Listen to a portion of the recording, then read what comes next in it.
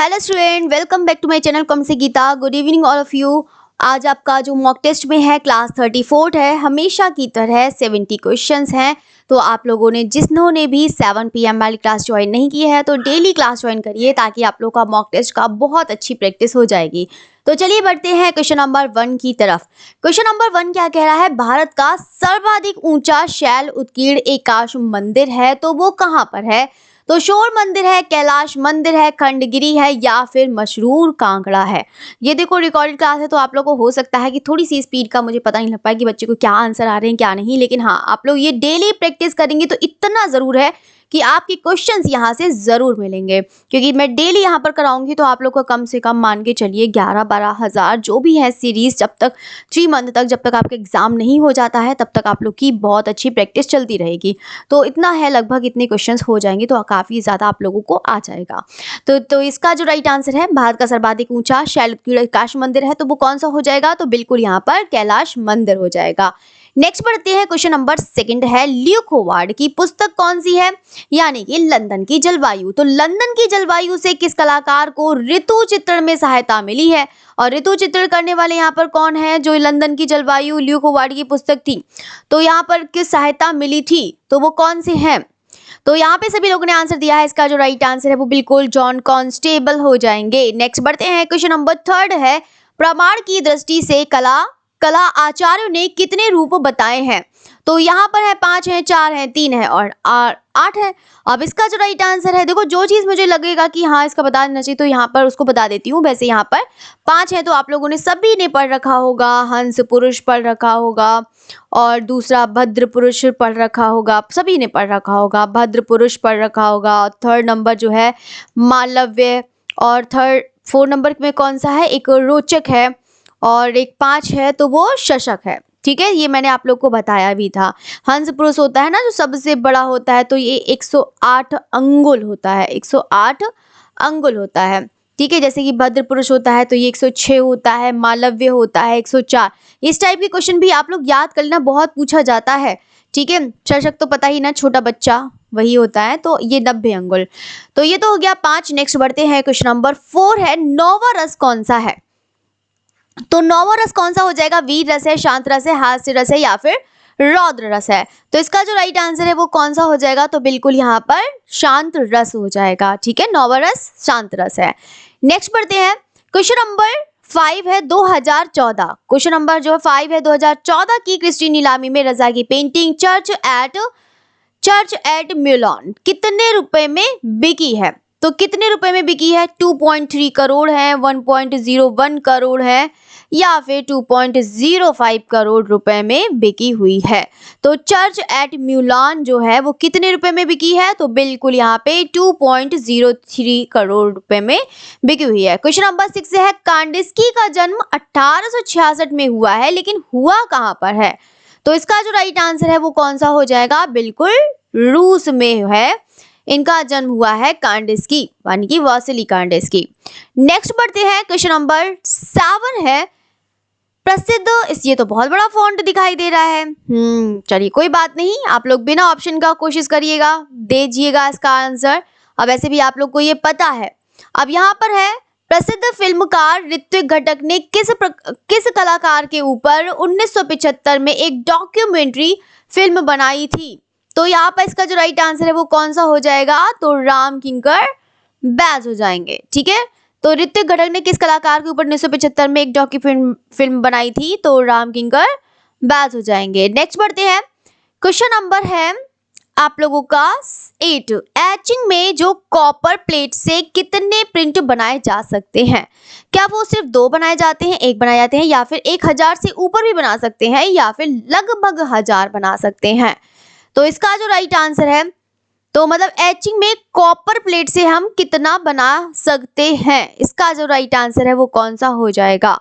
Very good, बहुत बढ़िया। तो यहाँ पर बिल्कुल 1000, मतलब ये कह सकते हैं। देखो वैसे तो अगर हम आप लोगों ने पढ़ा होगा स्टील से लगभग हम कोई प्रिंट करते हैं तो हम लगभग अनगिनत बना सकते हैं, अनगिनत कितने ही बना सकते हैं, क्योंकि स्टील की जो होती है बहुत ज़्यादा हार्ड होती है, कॉपर प्लेट इतनी ज़्यादा हार्ड नहीं होती है। तो लगभग इसमें 1000 तक बना सकते हैं, बस ये है। ठीक है, नेक्स्ट बढ़ते हैं, क्वेश्चन नंबर है 8 है, मैं शैली विहीन चित्रकार हूँ। मैं शैली विहीन चित्रकार हूँ, उक्त कथन किसका है? इसका जो राइट आंसर है वो कौन सा हो जाएगा? तो बिल्कुल यहाँ पर पिकासो हो जाएंगे। कौन हो जाएंगे? पिकासो। नेक्स्ट क्वेश्चन की तरफ बढ़ते हैं। क्वेश्चन नंबर 11 है कि बेल्लारी शैल चित्रों की खोज किसने करी है? एफ फॉसेट ने, मनोरंजन घोष ने, स्टुअर्ट पिगाट ने या फिर वी.एस. वॉकर ने करी है? तो यहाँ पर बेल्लारी शैल की चित्रों की खोज किसने करी है? एफ फॉसेट ने करी है। ठीक है, नेक्स्ट बढ़ते हैं। क्वेश्चन नंबर 12 है, मयूर का अंकन कहाँ मिलता है? मयूर, मोर, तो होशंगाबाद में, पंचमढ़ी, मिर्जापुर या फिर सरहो घाट में मिलता है? तो मयूर का अंकन कहाँ मिलता है? तो बिल्कुल होशंगाबाद में मयूर का अंकन मिलता है। क्वेश्चन नंबर 13 है, किस महत्वपूर्ण चित्रकार को 1956 में प्री द क्रिटिक अवार्ड मिला था? तो वो किसको मिला था? तो राम कुमार है, रतन कुमार है, सैयद हैदर रजा है या फिर एम.एफ. हुसैन है? तो इसका जो राइट आंसर है वो कौन सा हो जाएगा? सैयद हैदर रजा हो जाएगा। ठीक है, तो किस महत्वपूर्ण चित्रकार को 1956 में प्री द क्रिटिक अवार्ड मिला है? तो सैयद हैदर रजा को मिला है। नेक्स्ट क्वेश्चन की तरफ बढ़ते हैं। क्वेश्चन नंबर 14 है, ग्रुप 18 जिसकी स्थापना 1967 में हुई थी, इसका संबंध किससे है? तो चित्रकला से है, शिल्पकला से है, छापाकला से है या फिर इंस्टॉलेशन आर्ट से है? तो ग्रुप 8 जिसकी स्थापना 1967 में हुई है, इसका संबंध किससे हो जाएगा? तो बिल्कुल छापाकला से रिलेटेड हो जाएगा। नेक्स्ट बढ़ते हैं। क्वेश्चन नंबर 15 है, क्रोचे सभी लोगों ने पढ़ा होगा, एक पाश्चात्य दार्शनिक थे। तो ये इटली के हैं, यूनान के हैं या फिर जर्मनी के हैं या फिर चीन के हैं? तो बिल्कुल यहाँ पे क्रोचे कहाँ के हो जाएंगे? इटली के। और मैंने आप लोगों से बताया था कि आप लोग इस क्वेश्चन को जरूर याद रखना कि प्लेटो कहाँ के हैं, अरस्तु कहाँ के हैं, हीगल कहाँ के हैं, क्रोचे कहाँ के हैं, और जो है मतलब जो भी है आप लोग के ये सब बहुत पूछे जाते हैं। अगर आर्टिस्ट में पूछा जाता है तो विंची, माइकल एंजेलो, ये भी बहुत ज़्यादा पूछे जाते हैं क्योंकि पाश्चात्य में जितने भी हैं वो अधिकतर यहाँ पर स्थान जरूर पूछे जाते हैं, तो आप लोग स्थान पर जरूर याद रखना। क्वेश्चन नंबर है 16 है, परितोष सेन जो है गुरु कौन थे? तो रविंद्रनाथ टैगोर है, अवनींद्रनाथ टैगोर है, नंदलाल बोस है या फिर देवी प्रसाद राय चौधरी है? तो इसका जो राइट आंसर है वो कौन सा हो जाएगा? परितोष सेन किसके, मतलब परितोष सेन जो है के गुरु थे। तो किसके गुरु थे? तो यहाँ पर इसका जो राइट आंसर है वो कौन सा हो जाएगा? डी.पी. राय चौधरी परितोष सेन के गुरु थे। गुरु कौन थे? तो देवी प्रसाद राय चौधरी परितोष सेन के गुरु थे। नेक्स्ट बढ़ते हैं। क्वेश्चन नंबर 17 है, निम्नलिखित में से कलकत्ता ग्रुप जो है सदस्य है, या फिर ग्रुप 43 भी पूछ लिया जाता है। तो निरोध मजूमदार, गोपाल घोष, हेमंत मिश्र या फिर उपरोक्त तीनों? तो इसका जो राइट आंसर है वो कौन सा हो जाएगा? क्योंकि कलकत्ता ग्रुप में गोपाल घोष भी है, निरोध मजूमदार भी है, हेमंत मिश्र भी है, तो यहाँ पे इसका जो राइट आंसर है तो बिल्कुल तीनों के तीनों हो जाएंगे। क्वेश्चन नंबर 18 है, जहांगीर सवावाला में मोस्टली स्टूडेंट ने पढ़ ही रखा होगा। तो ये किस शैली के कलाकार थे? तो क्या वो प्रभाववाद के हैं, घनवाद के हैं, यथार्थवाद के हैं या फिर अति यथार्थवाद के हैं? तो ये जहांगीर सवावाला किस शैली के चित्रकार हो जाएंगे? तो बिल्कुल यहाँ पर घनवाद के हो जाएंगे। जहांगीर सवावाला किस शैली के कलाकार थे? तो बिल्कुल यहाँ पर घनवाद के थे। नेक्स्ट बढ़ते हैं। क्वेश्चन नंबर 19 है, के हैबर प्रसिद्ध हैं। तो के हैबर को प्रमुख रूप से जाना जाता है रेखांकन के लिए, रंगांकन के लिए या फिर अलंकरण के लिए या फिर पच्चीकारी के लिए? तो यहाँ पे सभी लोगों ने पढ़ा होगा कि के हैबर को रेखांकन के लिए इनको जाना जाता है। क्वेश्चन नंबर 20 है, जे स्कूल ऑफ आर्ट की स्थापना कहाँ हुई है? और स्कूल की मैंने आप लोग को बताया था कि स्कूल में भी आप लोग जितने भी कला विद्यालय हैं आप लोग जरूर याद रखिएगा, और जितने भी कला अकादमी है उसको भी अच्छे से याद करिएगा। तो यहाँ पे क्वेश्चन नंबर 20 का बिल्कुल कौन सा हो जाएगा? 1850 है, 54 है, 57 है, तो कौन सा हो जाएगा? तो बिल्कुल 1857 में जो है जे स्कूल ऑफ आर्ट की स्थापना हुई है। नेक्स्ट बढ़ते हैं। क्वेश्चन नंबर 21 है, बॉम्बे आर्ट सोसाइटी की स्थापना कब हुई है? तो 1880 में, 1884 में, 1888 में या फिर 1890 में हुई है? तो इसका जो राइट आंसर है वो कौन सा हो जाएगा? बॉम्बे आर्ट सोसाइटी की स्थापना कब हुई है? तो बिल्कुल यहाँ पर 1888 में हुई है। ठीक है, नेक्स्ट बढ़ते हैं। ये भी इंपॉर्टेंट क्वेश्चन है, ये भी बता देते हैं, ये भी इंपॉर्टेंट है और मैं आप लोग को बताती जाती हूँ जो इंपॉर्टेंट है उसको तो बिल्कुल बहुत अच्छे से याद करिएगा जितने भी स्टूडेंट हैं। ठीक है, नेक्स्ट बढ़ते हैं। क्वेश्चन नंबर 22 है, रंग क्या है? क्या रंग वो एक कलर स्टिक है, कलर केक है, बॉटल है या फिर प्रकाश का गुण है? तो ये भी सभी लोगों ने पढ़ रखा होगा कि रंग क्या है हमारा, प्रकाश का गुण हो जाएगा। ठीक है, किसका हो जाएगा, प्रकाश का गुण। नेक्स्ट क्वेश्चन की तरफ बढ़ते हैं। क्वेश्चन नंबर है 23 है, पाकिस्तान से आए विस्थापित कलाकार किस संस्था से जुड़े? वेरी इंपॉर्टेंट है क्वेश्चन, ये भी बहुत ज्यादा आता है एग्जाम में। तो पाकिस्तान से आए विस्थापित कलाकार किस संस्था से जुड़े थे? तो इसका जो राइट आंसर है वो कौन सा हो जाएगा? तो बिल्कुल यहाँ पर दिल्ली शिल्पी चक्र हो जाएगा। जो पाकिस्तान से आए विस्थापित कलाकार इस संस्था से जुड़े थे। ठीक है, नेक्स्ट बढ़ते हैं। क्वेश्चन नंबर 24 है, चोल मंडल क्या है? तो चोल मंडल क्या है? कलाकारों का एक गांव है, कलाकारों का एक समूह है, चोल प्रदेश की एक कमिश्नरी है या फिर इनमें से कोई नहीं है? तो चोल मंडल क्या हो जाएगा? तो बिल्कुल यहाँ पर क्या हो जाएगा? वेरी गुड, बिल्कुल यहाँ पर कलाकारों का एक गांव हो जाएगा। नेक्स्ट बढ़ते हैं। क्वेश्चन नंबर 25 है, प्रसिद्ध भूदृश्य चित्रकार सतीश चंद्र की मृत्यु 19 अप्रैल को 1948 को हुआ, मतलब हो गई है। कोलकाता, वाराणसी, लखनऊ में या फिर दिल्ली में? अब देखो, मैं आप लोग को जितने भी टेस्ट सीरीज कराऊं आप लोग करते जाइएगा, क्योंकि देखो ये एग्जाम के लिए बहुत ज्यादा इंपॉर्टेंट है। क्योंकि प्रैक्टिस, अब ये टाइम बचा है 2-3 महीने, बहुत प्रैक्टिस करिएगा, इतनी प्रैक्टिस करिएगा। थ्योरी आप लोग पढ़ रहे हैं, अच्छी बात है, क्वेश्चंस के साथ थ्योरी पढ़िएगा, लेकिन ये नहीं कि सिर्फ थ्योरी पढ़ते जा रहे हैं, प्रैक्टिस बिल्कुल भी नहीं कर रहे हैं, तो बिल्कुल भी ये गलती मत करिएगा। तो थ्योरी के साथ साथ आप लोग है उसकी डिटेल्स पढ़ते जाइएगा। ठीक है, प्रसिद्ध भूदृश्य चित्रकार हैं जिनका नाम है सतीश चंद्र की मृत्यु 19 अप्रैल 1948 को कहाँ हुई है? तो इसका जो राइट आंसर है वो कौन सा हो जाएगा? तो बिल्कुल वाराणसी में हो जाएगा। क्वेश्चन नंबर 2, तो बिल्कुल वाराणसी, 19 अप्रैल 1938 भूत चित्रकार सतीश चंद्र। हाँ ठीक है, नेक्स्ट बढ़ते हैं। क्वेश्चन नंबर 26 है, कंपनी शैली क्या है? कंपनी शैली है यूरोपीय शैली, विशुद्ध भारतीय शैली, विकृत मुगल शैली या फिर मुगल लोक और यूरोपीय मिश्रित शैली? तो इसका जो राइट आंसर है वो कौन सा हो जाएगा? कि कंपनी शैली एक यूरोपीय शैली, विशुद्ध भारतीय शैली, विकृत और है मुगल लोक व यूरोपीय मिश्रित शैली। क्योंकि कंपनी में ऐसा हुआ था, क्योंकि मुगल तो पता ही कैसा वहां से समाप्त हो गया था, लेकिन हाँ मुगल का जो प्रभाव अपनों को देखने को मिलता है वो कंपनी शैली में भी था, क्योंकि ये भी एक कंपनी शैली भी है, वो भी एक मिनिएचर पेंटिंग में आती है। तो यहाँ पर मुगल था। और लोक और यूरोपीय मिश्रित, मतलब ये कह सकते हैं कि कंपनी शैली जो थी एक मुगल का भी, लोक का भी और यूरोपीय मिश्रित एक शैली ये बन गई थी कंपनी शैली। तो इसमें जो है सभी का ही प्रभाव देखने को मिलता था। ठीक है, नेक्स्ट बढ़ते हैं। क्वेश्चन नंबर 27 है, ताजमहल के बारे में। ताजमहल के बारे में कौन सा कथन सही नहीं है? यह एक भव्य मकबरा है या फिर इसका निर्माण शाहजहां ने कराया है, या यह आगरा फोर्ट के बाहर स्थित है, या फिर इस स्थान मतलब इस पर उन कारीगरों के नाम उत्कीर्ण हैं जिन्होंने इनका निर्माण किया था? तो इसका जो राइट आंसर है वो कौन सा हो जाएगा? तो बिल्कुल ताजमहल, क्योंकि उन कारीगरों के नाम उत्कीर्ण हैं जिन्होंने इसका निर्माण किया था, ऐसा बिल्कुल भी नहीं है। ठीक है, ताजमहल के बारे में यही कथन असत्य है। नेक्स्ट बढ़ते हैं। क्वेश्चन नंबर 28 की तरफ बढ़ते हैं। 28 क्या कह रहा है कि नर्तकी समूह आप लोगों को बताना है कि वो लास्को की गुफा में है, कोगुल, एक मिनट, ये है कोगुल, तो कोगुल की गुफा में है या फिर लिवांजो या फिर जो है कोवालानास की है? तो इसका जो राइट आंसर है, नर्तकी समूह जो है कौन सी गुफा में हो जाएगा? तो बिल्कुल यहाँ पर कोगुल की गुफा में हो जाएगा। ठीक है, किसमें? कोगुल की गुफा में। नेक्स्ट बढ़ते हैं। क्वेश्चन नंबर 29 है, प्रसिद्ध एलिफेंटा गुफाएं कहाँ स्थित है? तो क्या वो नासिक के समीप है, या फिर मुंबई के समीप है, या फिर हैदराबाद के समीप है, या फिर गोवा के समीप है? तो इसका जो राइट आंसर है क्वेश्चन नंबर 29 का वो कौन सा हो जाएगा? प्रसिद्ध एलिफेंटा की गुफाएं कहाँ स्थित है? तो बिल्कुल मुंबई के समीप हो जाएगा। प्रसिद्ध एलिफेंटा गुफाएं कहाँ स्थित है? तो मुंबई के समीप है। नेक्स्ट बढ़ते हैं। क्वेश्चन नंबर 30 है, दजला फरात नदियों के दोआब में पनपी सभ्यता है।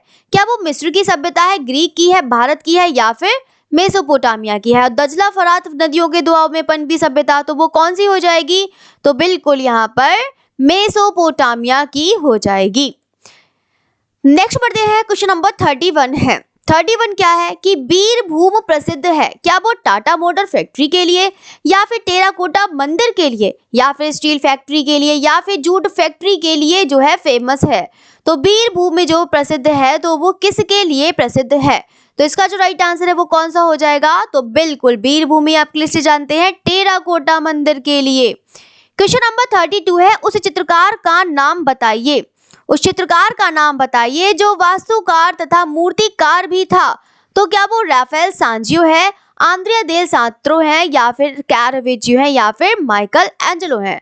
तो उस चित्रकार का नाम बताइए जो वास्तुकार तथा मूर्तिकार भी था। तो इसका जो राइट आंसर है वो कौन सा हो जाएगा? तो बिल्कुल यहाँ पर माइकल एंजेलो हो जाएंगे, जो एक चित्रकार के साथ साथ मूर्तिकार और वास्तुकार भी था। क्वेश्चन नंबर है 33 है, एन के मिश्र जाने जाते हैं तो वो लघु चित्रकला के लिए जाने जाते हैं या फिर जो है कौन से वॉश चित्रण के लिए या फिर कलमकारी के लिए जाने जाते हैं। तो यहाँ पे इसका जो राइट आंसर है, एन के मिश्र किस लिए जाने जाते हैं? तो बिल्कुल यहाँ पर कौन हो जाएगा? वॉश चित्रण के लिए जाने जाते हैं। नेक्स्ट क्वेश्चन की तरफ बढ़ते हैं। क्वेश्चन नंबर 34 है, 1976 ईस्वी में दिल्ली के गढ़ी में सामुदायिक कार्यशाला की शुरुआत किसने करी थी? क्या वो डीपी राय चौधरी थे, या फिर राम किंकर बैज हैं, या फिर सोमनाथ होर हैं, या फिर शंको चौधरी हैं? तो 1976 ईस्वी में दिल्ली के गढ़ी में सामुदायिक कार्यशाला की शुरुआत किसने करी है? तो इसका जो राइट आंसर है वो कौन सा हो जाएगा? तो बिल्कुल यहाँ पर शंको चौधरी हो जाएगा। तो 1976 में दिल्ली के गढ़ी में सामुदायिक कार्यशाला की शुरुआत किसने करी है? तो बिल्कुल यहाँ पर शंको चौधरी है हो जाएगा। ठीक है, नेक्स्ट है, लास्ट में आप लोग देखो, मैं कोई भी आंसर आप लोग को करा रही हूँ, चाहे रिकॉर्डेड हो चाहे लाइव क्लास हो। अगर रिकॉर्डेड होती है तो मैं सारे स्टूडेंट के तब भी कमेंट देखती रहती हूँ।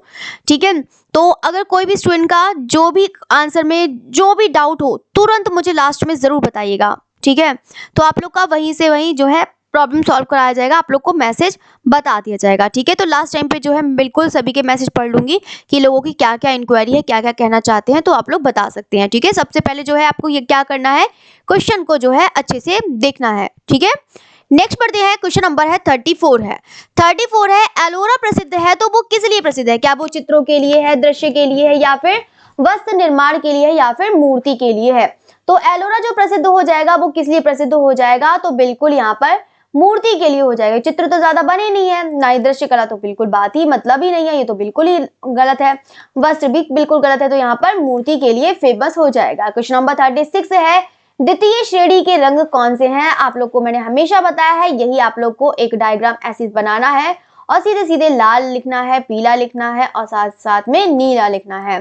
फिर दूसरा आप लोग को सेकेंडरी कलर बनाना है, तो आप लोग सेकेंडरी कलर पूछ रहा है, तो बस यही याद रखना कि लाल और पीला मिलकर क्या बनता है? नारंगी रंग बनता है। ठीक है, और दूसरा है लाल नीला मिलकर जो है आप लोग का कौन सा बनता है? कौन सा बन जाता है? लाल नीला मिलकर जो है बैगनी बन जाता है। तो ये जो है इसका मतलब जो है कौन सा बन जाता है? एक मिनट, बैगनी बन जाता है। और पीला नीला मिलकर जो है कौन सा बन जाएगा? हरा रंग बन जाएगा। तो आप लोग बस समझ सकते हैं। तो इसका जो राइट आंसर है तो बिल्कुल यहाँ पर हरा, बैगनी और नारंगी सेम सेम मैच करने लगा। नेक्स्ट बढ़ते हैं। क्वेश्चन नंबर 37 है, प्रसिद्ध जर्मन विद्वान कौन से हैं जिनका नाम है प्रोफेसर नीलहम ओस्टवाल्ड ने कितने रंगों का चक्र प्रस्तुत किया है? तो इसका जो राइट आंसर है वो कौन सा हो जाएगा? तो यहाँ पर 3 है, 7 है, 5 है या फिर 8 है। ये भी सभी जन जानते हैं कि यहाँ पर जो है इसका राइट आंसर 8 हो जाएगा, जिन्होंने प्राइमरी कलर में भी 4 माने हैं और इवन सेकेंडरी कलर में भी 4 ही माने हैं। नेक्स्ट बढ़ते हैं। क्वेश्चन नंबर है 38 है, अभी हाल ही में राष्ट्रीय ललित कला अकादमी नई दिल्ली के जो है सचिव कौन नियुक्त किए गए हैं? तो नंदलाल ठाकुर है, रामकृष्ण बेदाला है, प्रांजल सेठ है या फिर नवदीप सिंह है। तो इसका जो राइट आंसर है वो कौन सा हो जाएगा? अभी हाल ही में राष्ट्रीय ललित कला अकादमी नई दिल्ली के सचिव कौन नियुक्त किए गए हैं? तो बिल्कुल यहाँ पर रामकृष्ण बेदाला इसका राइट आंसर है। ठीक है, तो यहाँ पे एक मिनट, तो ये जो है अभी हाल ही में राष्ट्रीय ललित कला अकादमी नई दिल्ली के सचिव कौन नियुक्त करे गए हैं? तो रामकृष्ण बेदाला इसका राइट आंसर है। क्वेश्चन नंबर 39 की तरफ बढ़ते हैं। अनावृतताओं के शरीर पर रंग छिड़क कर कैनवास पर उनकी छाप द्वारा चित्रांकन को क्या कहते हैं? क्या वो न्यूड पेंटिंग कहलाती है? बिल्कुल भी नहीं। क्या वो न्यूड इंप्रेशन कहलाते हैं? ये भी बिल्कुल नहीं। लिविंग ब्रश टेक्निक कहलाता है? ये भी नहीं। तो यहाँ पे न्यूड लाइफ पेंटिंग कहलाता है। तो अनावृतताओं के जो है शरीर पर रंग छिड़क कर कैनवास पर उनकी छाप द्वारा चित्रांकन को क्या कहा जाता है? न्यूड लाइफ पेंटिंग कहा जाता है। नेक्स्ट बढ़ते हैं क्वेश्चन नंबर 40 का तरफ बढ़ते हैं 40 की तरफ। तो ताश के खिलाड़ी या फिर कह सकते हैं कार्ड प्लेयर, तो कार्ड प्लेयर जो है वो किसकी प्रसिद्ध कृति है? क्या वो पॉल सेजान की है, वैन गॉग की है, हेनरी मातिस की है या फिर पिकासो की है? तो यहाँ पर जो है 10 के खिलाड़ी के हैं, तो यहाँ पर किसने बनाया है, वेरी गुड। तो यहाँ पे जो है पॉल सेजान ने बनाया है कार्ड प्लेयर। और शार्प एक दूसरा है, शार्प कार्ड। मैं हमेशा आप लोग को बताती हूँ शार्प कार्ड्स कि आप लोग इसमें कंफ्यूज मत होइएगा। तो ये जो है कैरेविजियो। नेक्स्ट बढ़ते हैं, क्वेश्चन नंबर 41 है कि राष्ट्रीय ललित कला अकादमी के जो है रविंद्र भवन किस शहर में स्थित है, मुंबई में है, दिल्ली में है, लखनऊ में है या फिर कोलकाता में है। तो राष्ट्रीय ललित कला अकादमी रविंद्र भवन किस शहर में स्थित हो जाएगा, रविंद्र भवन, ललित कला अकादमी रविंद्र भवन, रविंद्रालय नहीं पूछा है तो याद रखना ये रविंद्र भवन पूछा है, तो यहाँ पर इसका राइट आंसर दिल्ली हो जाएगा। क्वेश्चन नंबर 42 की तरफ बढ़ते हैं, रविंद्रालय कहाँ पर है। तो ये जो है देखो उसी तरीके से क्वेश्चन आ ही गया, तो रविंद्रालय ही पूछा है। तो रविंद्र भवन अलग है, वो दिल्ली में है, रविंद्रालय है जहां पर जो है कौन सा जो है फेमस है, the king of dark chamber आप लोगों ने पढ़ा होगा, जो लखनऊ में है, रविंद्रालय भवन में है। नेक्स्ट बढ़ते हैं, क्वेश्चन नंबर 40 मतलब उसके में नहीं है, बाहर की तरफ है। क्वेश्चन नंबर 43 है कि भारत में जो है वुड कट तकनीक का सर्वप्रथम जो सबसे पहले प्रयोग जो है किसने किया था। तो यहाँ पर किसने किया है, इसका जो राइट आंसर है वो कौन सा हो जाएगा, चंचल बनर्जी हो जाएंगे। तो अगर आप लोगों से पूछा जाता है कि कौन से कलाकार हैं वुडकट के लिए जाने जाते हैं तो पहचानिए, तो आप लोग बता सकते हैं कि यहाँ चंचल बनर्जी जो है वुडकट तकनीक के लिए जाने जाते हैं। नेक्स्ट बढ़ते हैं, क्वेश्चन नंबर 44 है कि कर्नाटक की वह लोक कलाकार जिन्होंने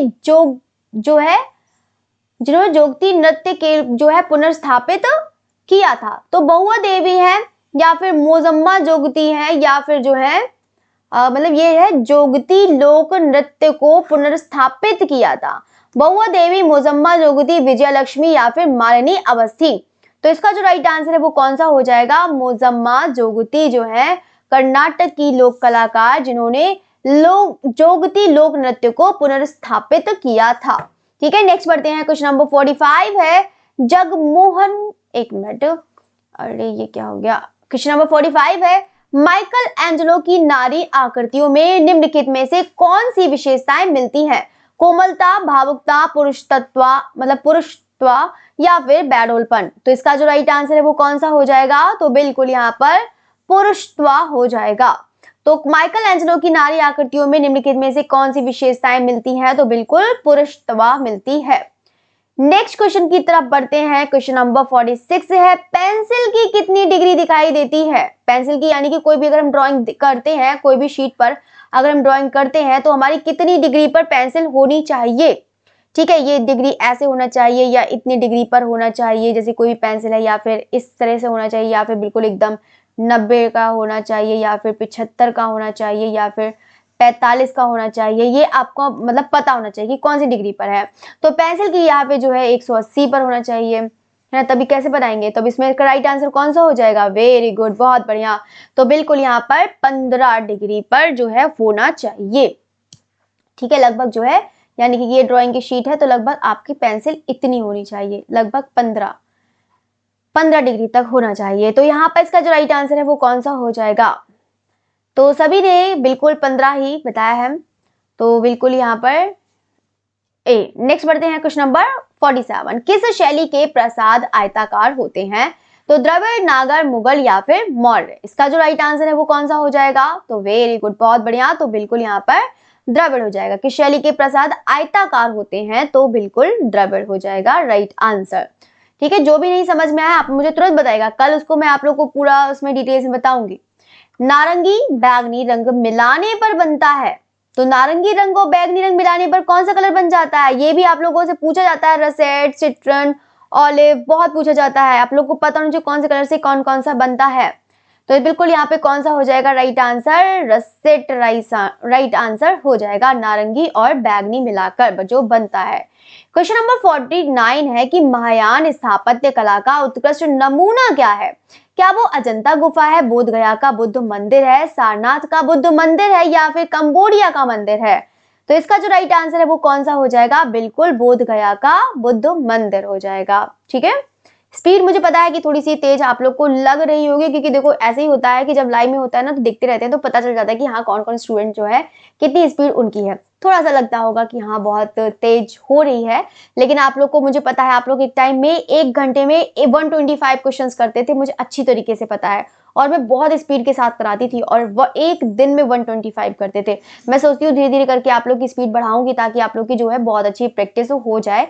तो स्पीड भी बढ़ाएंगे तो काफी आप लोग को पता रहेगा। बस इतना तैयार करिए कि हाँ की क्वेश्चन आप लोग को तैयार करवा देते हैं कि तुरंत आप लोग क्वेश्चन पढ़ते ही आंसर दे दो, ऑप्शन की जरूरत ही ना पड़े। और मौर्यकालीन लौर्यनंदनगढ़ जो लौर्यनंदनगढ़ के स्तंभ शीर्ष पर किसकी आकृति है, तो आपको ऑप्शन देखने की जरूरत ही ना पड़े, आप लोग तुरंत बता दो कि हाँ इसका जो राइट आंसर है तो यहाँ पर कौन सा हो जाएगा, सिंह हो जाएगा। ठीक है, इस तरीके से आप लोग को तैयार करना है। नेक्स्ट बढ़ते हैं, क्वेश्चन नंबर 51 है सैलोज मुखर्जी। सैलोज मुखर्जी का जन्म 1907 में कहां पर हुआ है, तो इसका जो राइट आंसर है वो कौन सा हो जाएगा, तो वेरी गुड, बहुत बढ़िया, यहाँ पे कलकत्ता। सैलोज मुखर्जी का 1907 में कहा जन्म हुआ है, तो बिल्कुल 1907 कलकत्ता में हुआ है। नेक्स्ट बढ़ते हैं, क्वेश्चन नंबर 42 है रति। तो रति का जो है स्थायी भाव किस रस की उत्पत्ति होती है, तो इसका जो राइट आंसर है वो कौन सा हो जाएगा, करुण रस, वीर रस, श्रृंगार रस या फिर शांत रस। और रति पता ही है कि श्रृंगार का होता है, बिल्कुल है, तो बिल्कुल हो जाएगा जो रति मतलब प्रेम। क्वेश्चन नंबर 53 है नाग देवी की हाथी दांत से निर्मित 6 फीट की मूर्ति किस युग में निर्मित करी गई है, तो प्राचीन मिन्योन की युग में या फिर परवर्ती मिन्योन युग या फिर जो है सिंधु युग या फिर हेलेनिस्टिक युग। तो इसका जो राइट आंसर है वो कौन सा हो जाएगा, तो बिल्कुल यहाँ पे परवर्ती मिन्योन युग इसका राइट आंसर हो जाएगा। ठीक है, नेक्स्ट क्वेश्चन की तरफ बढ़ते हैं। क्वेश्चन नंबर है आप लोगों का 54, यहाँ परवर्ती मिन्योन युग। नेक्स्ट बढ़ते हैं, क्वेश्चन नंबर 54 है। 54 क्या कह रहा है कि जल रंग में वयन का प्रभाव किस कागज पर अच्छा उभरता है, मोटा, चिकना, पतला या फिर मध्यम। तो ये जो है जल रंग में वयन, वयन आप लोग पढ़ते हो ना, वयन हो गया, पोत हो गया या फिर पोत टेक्सचर हो गया, वयन, वयन ये एक मिनट, वयन हो गया ना, वयन जो है आप लोग का कौन सा, वयन का प्रभाव किस है वो क्या, हाँ वयन वही होता है, अरे ये पोत होता है, टेक्सचर जिसे कहते हैं। ठीक है, तो ये जो है किस पर अच्छे से उभरता है, तो इसका जो राइट आंसर है वो कौन सा हो जाएगा, मोटा, पेपर हो जाएगा।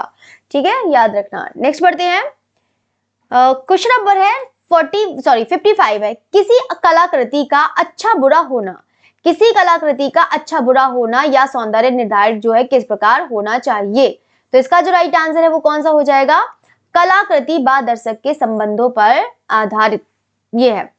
तो अच्छा बुरा होना चाहिए सौंदर्य का, क्योंकि कलाकृति का सौंदर्य पर आधारित है। तो अगर मान लो कोई भी कलाकृति का अच्छा बुरा होना या सौंदर्य का निर्धारित किस प्रकार का होना चाहिए, तो वो है कलाकृति व दर्शक के संबंधों पर आधारित होना चाहिए, ना कि कलाकृति के सरल व सुबोध विषय पर आधारित होना चाहिए, ना कि जो है कलाकृति के बनावट पर आधारित चाहिए, वो दर्शक के संबंधों पर आधारित होना चाहिए।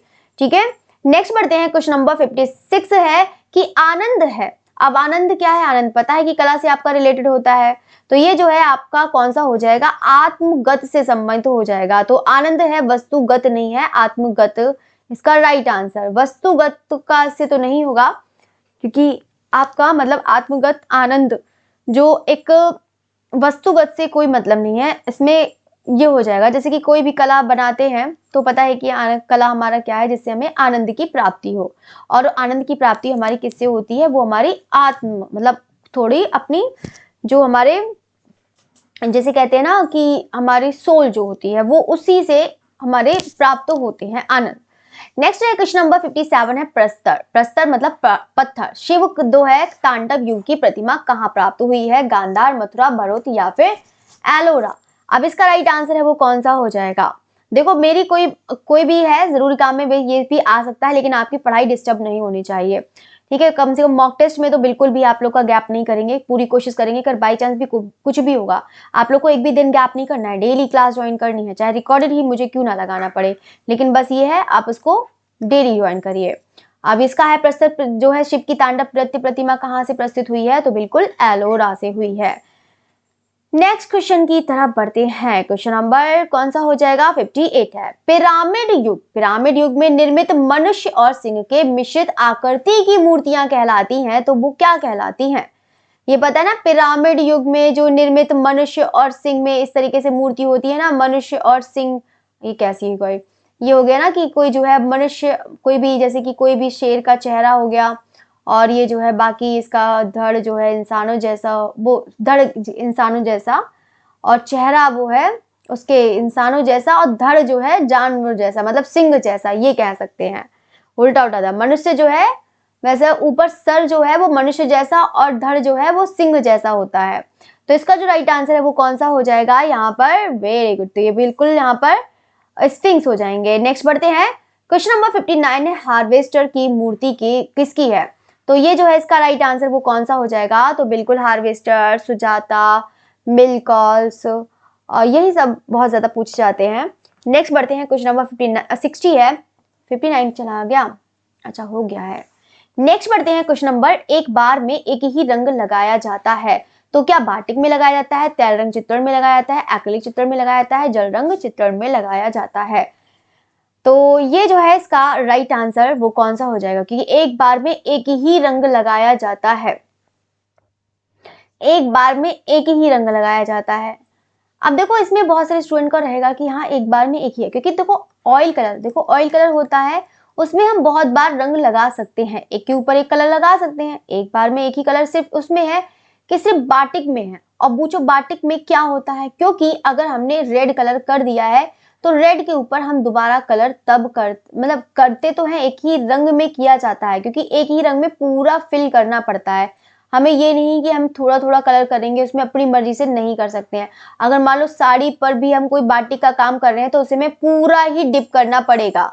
तो इसका जो राइट आंसर है वो कौन सा हो जाएगा? बाटिक हो जाएगा। ठीक है, नेक्स्ट बढ़ते हैं, क्वेश्चन नंबर 61 है, क्योंकि इसमें और तो सब में बहुत बार कलर कर सकते हैं, ऑयल हो गया, एक्रेलिक कलर हो गया, जल रंग हो गया, लेकिन बाटिक में हमें पूरा एक ही बार में डिप करना पड़ता है, टाई एंड डाई में, तो एक ही बार में कलर करना पड़ता है। और ये जो है किस रंग में कंपन गति सबसे अधिक है? जहां कंपन गति सबसे अधिक है वहां तरंग गति सबसे कम होगी। ठीक है, ये चीज याद रखना। तो यहाँ पे बैंगनी रंग है और बैंगनी रंग की तरंग गति कम है, सबसे कम, तरंग गति सबसे कम होगी, सबसे कम होगी। जिसकी कंपन गति अधिक होती है उसकी तरंग गति सबसे कम होती है, मतलब जिसकी कंपन गति सबसे अधिक होगी उसकी तरंग गति सबसे कम होगी। नेक्स्ट बढ़ते हैं, क्वेश्चन नंबर 62 है, 62 है, फिरका किसे कहते हैं? फिरका किसे कहते हैं? छोटे चित्रों के सेट को, बाय चित्रों के जो है, या फिर 10 चित्रों के, या फिर इनमें से कोई नहीं? तो इसका जो राइट आंसर है वो कौन सा हो जाएगा? तो यहाँ पे छोटे चित्रों के सेट को कहते हैं फिरका। पता है ना कि कितने छोटे सेट होते हैं, तो वो जो है इसी को ही कहते हैं, जो आप लोग किस में देखते होंगे? कंपनी शैली में देखते होंगे। नेक्स्ट बढ़ते हैं, क्वेश्चन नंबर 63 है, 63 पर आ गए ना। तो यहाँ पर जो है 63 है, माइसीनियन नगर से प्राप्त एक भित्ति चित्र में किसकी झांकी प्रस्तुत की गई है? फूलों वाली घाटी है, खेल और किसान है, नृत्यांगना है, या फिर सैनिक जीवन है? तो इसका जो राइट आंसर है वो कौन सा हो जाएगा? माइसीनियन नगर से प्राप्त एक भित्ति चित्र में किसकी झांकी प्रस्तुत करी गई है? तो बिल्कुल यहाँ पर सैनिक जीवन से रिलेटेड हो जाएगा। क्वेश्चन नंबर है इसमें 70 क्वेश्चंस कराते हैं, बस थोड़े से क्वेश्चंस और रह गए हैं। ठीक है, तो फिर आप लोग की जो है क्लास फिनिश हो जाएगी। ये सोचेंगे क्लास तो आज बहुत जल्दी फिनिश हो गई। लिथोग्राफी कल से आप लोग की लाइव रहेगी, परेशान मत होइएगा। लिथोग्राफी प्रेस लगाने में राज रवि वर्मा को किन जर्मन विशेषज्ञों ने सहयोग किया था? रिचर्ड जो है, या स्लेजर ने, या कोहामा ताइकॉन, हिशिदा ने, युकाकुरा, या फिर ब्रांकुसी, या फिर इनमें से कोई नहीं?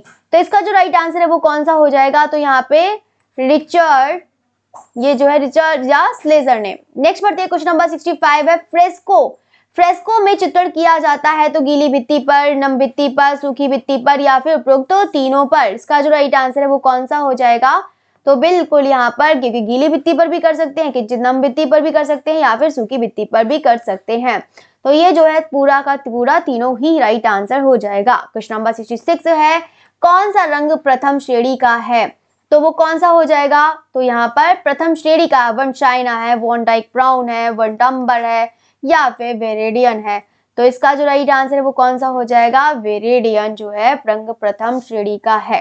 ठीक है, नेक्स्ट पढ़ते हैं, क्योंकि वन चाइना भी कलर से मिल सकते हैं, वन डॉग ब्राउन भी है, वो भी है, दो कलर से मिलके बनता है। इसमें प्रथम श्रेणी कौन सा रंग प्रथम श्रेणी का है?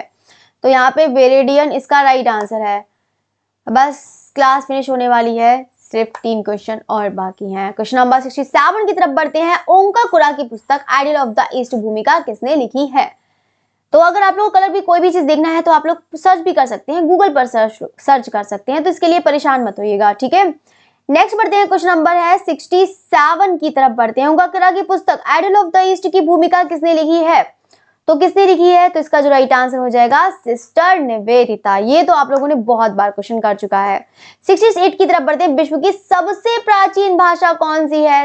ये तो सब लोग बता देंगे, ये तो आप लोग बहुत बार पढ़ते होंगे। तो संस्कृत भाषा ही है जो मतलब विश्व की सबसे प्राचीन भाषा मानी जाती है। और संस्कृत भाषा पढ़ते होंगे तो कितना अच्छा लगता होगा, मतलब संस्कृत बोलते होंगे कितनी ज्यादा, मतलब कितने अच्छे से लगते होंगे कि संस्कृत कितनी ज्यादा टफ है, कैसे बोलते होंगे। निम्नलिखित में से कौन सा चित्रकार नहीं है? नहीं है। और ये जो है कौन सा नहीं है? तो पता ही है कि एक ही है, भूपेन हजारिका, जो असम की गायिका थे, मतलब असम गायिका कह सकते हैं, भूपेन हजारिका। नेक्स्ट है क्वेश्चन नंबर 70। अविनाथ टैगोर की आत्मकथा का नाम क्या है? Last question. आप फाइनली आप लोग की क्लास फिनिश होने वाली है, और क्लास अच्छी लगी है तो सभी स्टूडेंट जो है लाइक जरूर करिएगा। और मैं हमेशा कहती हूँ, बहुत सारे स्टूडेंट को याद रहता है कि हाँ क्लास से आने से पहले मैम को जो है एकदम क्लास को पहले लाइक करना है, उसके बाद एंट्री लेना है। कुछ बच्चे तो जो है बाद में जो है लाइक करते हैं कि ताकि जो है कि हाँ अच्छा लगा तभी लाइक करेंगे, नहीं तो नहीं करेंगे, है ना। तो चलिए कोई बात नहीं, लेकिन हाँ क्लास को अच्छी लगी है तो सभी स्टूडेंट से रिक्वेस्ट है कि सभी लोग लाइक करिएगा। नेक्स्ट बढ़ते हैं, क्वेश्चन नंबर 70 है, रविन्द्रनाथ टैगोर की आत्मकथा का नाम क्या है? तो इसका जो राइट आंसर है वो कौन सा हो जाएगा? तो जोड़ासंको ढार, इसका जो राइट आंसर हो जाएगा, ठीक है। और ये जो है डेली क्लास सभी लोग ज्वाइन किया करेंगे ताकि आप लोग की ज्यादा से ज्यादा अच्छी प्रैक्टिस हो जाए, ठीक है। और रविन्द्रनाथ टैगोर की आत्मकथा बांग्ला व्रत नहीं, चित्रांगना भी नहीं, हाँ यही है, जोड़ासांको धारे। चलिए आप लोग की क्लास फिनिश करते हैं, मिलते हैं अपनी क्लास में कल, मिलते हैं। Okay, thank you everyone.